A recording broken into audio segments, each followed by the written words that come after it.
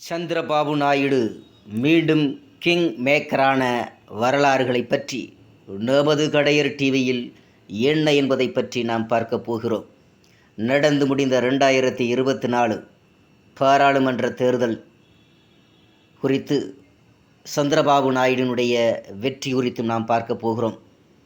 சந்திரபாபு நாயுடு மீண்டும் கிங் ஆன பின்னணியில் real king maker Pawan Kalyan என்பதை நமது கடையர் டிவியின் வாயிலாக பொதுமக்களுக்கு சில கருத்துக்களை முன்வைக்கிறோம். நமது செய்தி பிரிவு தனி பெரும்பான்மை இல்லாததால் சந்திரபாபு நாயுடுவின் தெலுங்கு தேசம், நிதிஷ்குமாரின் ஐக்கிய ஜனதா தளம் ஆகிய கூட்டணி கட்சிகளின் ஆதரவுடன் மத்தியில் 3வது முறையாக ஆட்சி அமைக்கவிருக்கிறது பாரதிய ஜனதா கட்சி.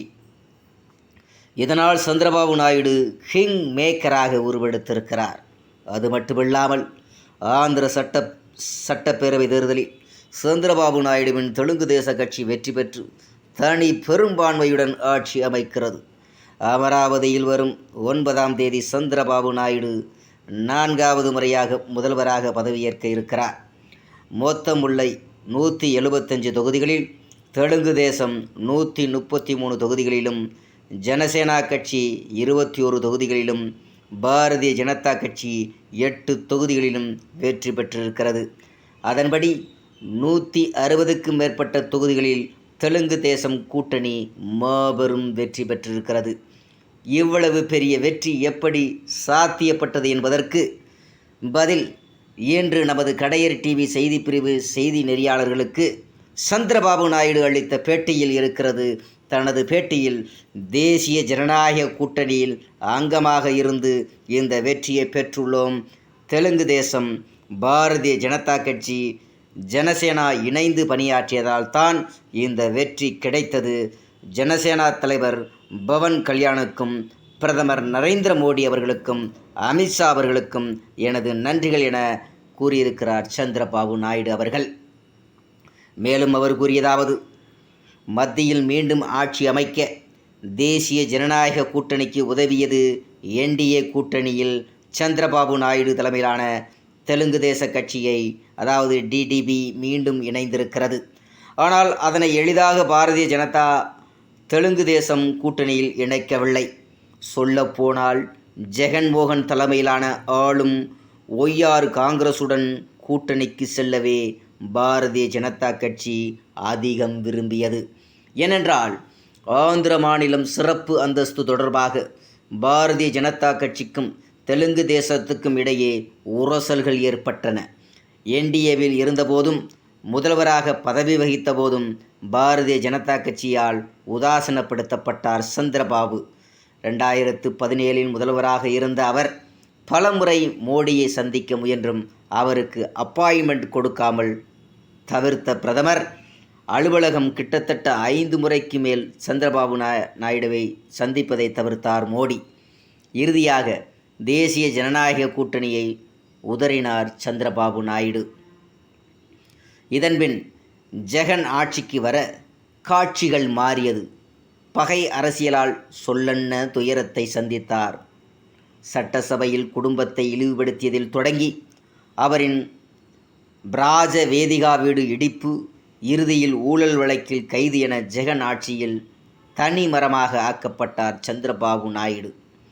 கடந்த 2014-17 ஆண்டு வரையிலான சந்திரபாபு நாயுடுவின் ஆட்சி காலத்தில் திறன் மேம்பாட்டு கழகத்தில் ரூபாய் 317 கோடி ஊழல் நடந்ததாக கடந்த 4.5 ஆண்டுகளுக்கு முன் தொடரப்பட்ட வழக்கில் கடந்த ஆண்டு செப்டம்பரில் அதிகாலை நேரத்தில் சந்திரபாபு நாயுடு கைது செய்யப்பட்டார். கர்னூலில் கைது செய்யப்பட்ட அவர் சுமார் 500 கிலோமீட்டர் தொலைவில் உள்ள ராஜமுந்திரி சிறையில் அடைக்கப்பட்டார். சந்திரபாபு நாயுடு சிறையில் அடைக்கப்பட்டதை கேள்விப்பட்ட அன்றைய தினமே நடிகரும் ஜனசேனா நிறுவனருமான பவன் கல்யாண் அவரை சந்திக்க முற்பட்டார். இதற்காக ஹைதராபாத்தில் இருந்து விஜயவாடா சென்று கொண்டிருந்த அவரை மாநில எல்லையில் வைத்தே ஆந்திர காவல்துறை தடுத்து நிறுத்தியது. சட்டம் ஒழுங்கு நிலைமை கருதில் கொண்டு பவன் கல்யாண் சந்திரபாபு நாயுடுவை சந்திக்க கூடாது என கூறி ஆந்திர மாநிலத்துக்குள் நுழைய தடை விதித்தது. இதனால் பவன் தனது கட்சி தொண்டர்களுடன் சாலையில் படுத்து கொண்டு போராட்டம் நடத்தி ஜெகனின் கைதுக்கு முடிவுக்கு வலுவான எதிர்ப்பை பதிவு செய்தார் ஜெகன். ஜெகன் அரசை பகைத்து கொண்டு சில தினங்களில் சிறையில் சென்று சந்திரபாபு நாயுடுவை சந்திக்கவும் செய்த பவன் சிறைக்கு வெளியே வந்து ஆந்திர நலனுக்காக ஜனசேனாவும் தெலுங்கு தேசமும் ஒன்றாக செயல்படும் என்று அறிவித்தார்.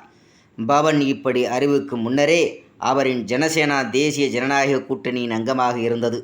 2024 தேர்தலுக்கு தயாராகும் பொருட்டு பாரதிய ஜனதா கட்சியை நடத்திய தேசிய ஜனநாயக கூட்டணியின் முதல் கூட்டத்திலும் பங்கேற்றிருந்தார் பவன். ஆனால் அதன்பின் பாஜகவிடம் ஆலோசிக்காமலேயே தெலுங்கு தேசமுடன் கூட்டணி என அறிவித்தது பாரதிய ஜனதாவுக்கு ஒருவித தர்ம சங்கடத்தையும் ஏற்படுத்தியது. எப்படியென்றால், பாஜக விரும்பாத தெலுங்கு தேசத்தை மீண்டும் என்டிஏ கூட்டணியில் சேர்க்க நிர்பந்தப்படுத்தினார் பவன்.